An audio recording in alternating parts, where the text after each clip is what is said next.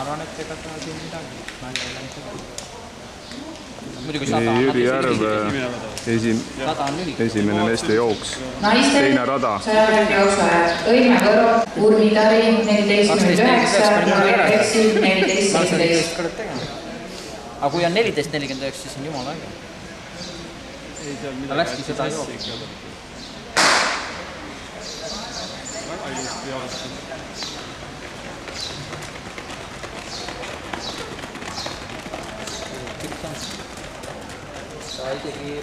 Ja Jüri tegi ära Taavile praegu. No ei tea.